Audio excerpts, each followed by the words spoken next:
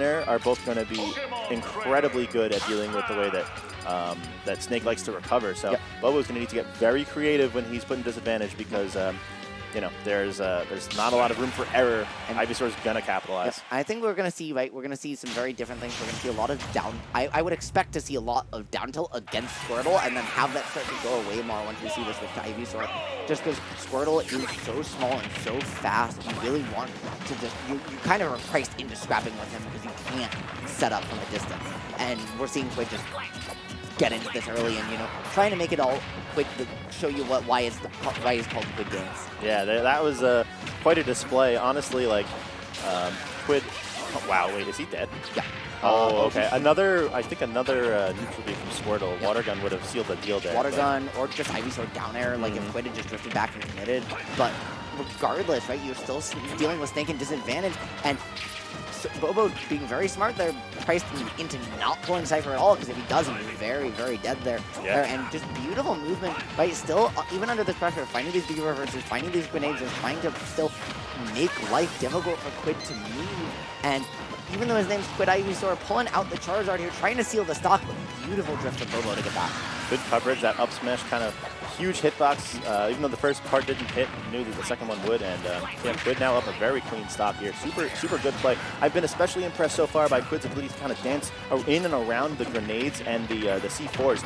Just knowing what the timer is on those items is going to make it so that you can be the better Snake than the opponent. You know, if you are using your opponent's items better than them and are unflinching in the face of these timed hitboxes, then yeah, that's going to be huge in making it look like you're super mobile. Absolutely, no, 100% agree with you, right? That second and a half hitbox, wow, so useful, but good stuff by Quidd. I was about to say how good of a job Bobo's done at drifting Cypher around Ivysaur, but luck running out just a little bit there and trying to find his way back to stage again.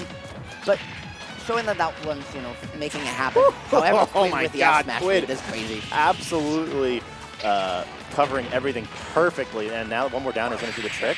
Or, okay, sure, go for that one too. I love the bait into trying to Snake. Dude, no, you don't have to. Yes, you really don't. Yes, you do. Yes, you do. You're feeling yourself. You got to let it happen. And he baited out. He went low with that up B, even though it didn't kill. He baited out.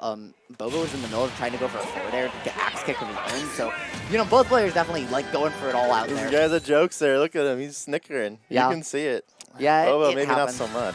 Honestly, I think the thing that's popped out to me most through this first game has just been how it looks like Quidd is just playing faster than Bobo is. It feels like by the time Bobo makes a decision, Quidd's already 2 steps ahead of him.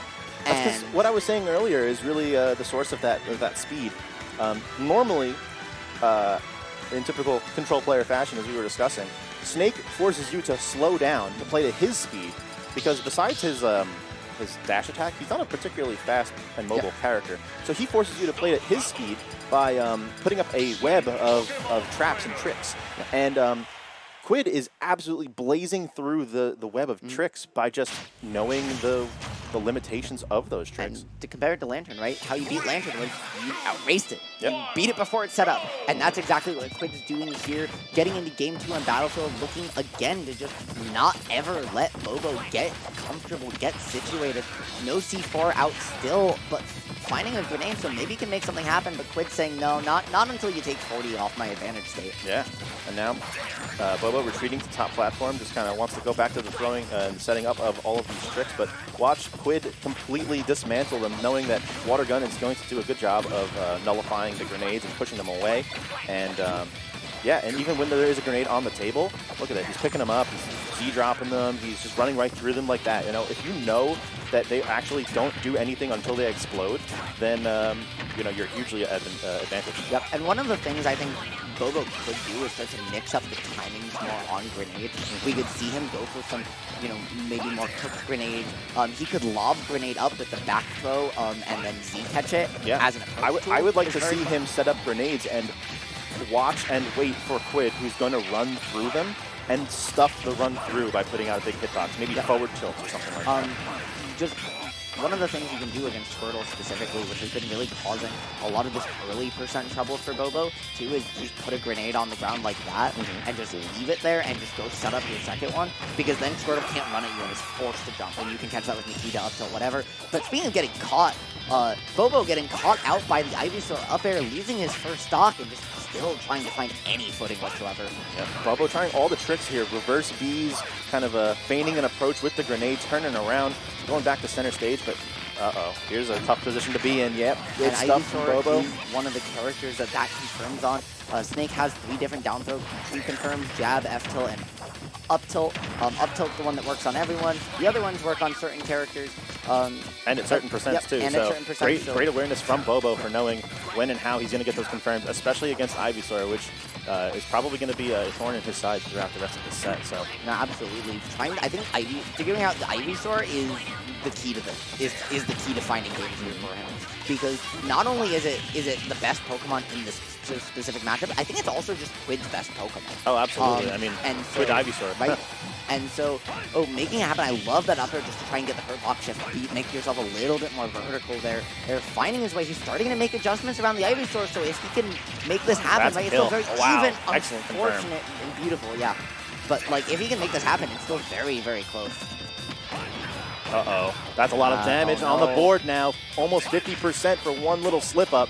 Bobo has to make sure he doesn't make another, and the error was so small. I mean, you really have no room for, no margin of error here, so Bobo needs to play super clean now, back against the wall, but he has a pretty solid position here, getting all the tricks out against Quidd, who's stuck in the corner, can't deal with the mortar, and wow, how do you deal with it? You rage leaf your way through. I guess you just decide to cut through. Yeah, no, beautiful, not enough. Fight from Bobo there, and now just using the Cypher to get up there, try and find some circle camping, get some space between yourself and Squirtle, because if you can find that grenade throw, you'll make something happen. Instead, getting put to the corner, finding his way out, but Quidd just missing the kill confirm, and Bobo with one extra lease on life, can he make something happen? Yeah, this is it. I feel like any extra hit is going to be it. Oh, wow, okay. Did not read the tech out. Yeah.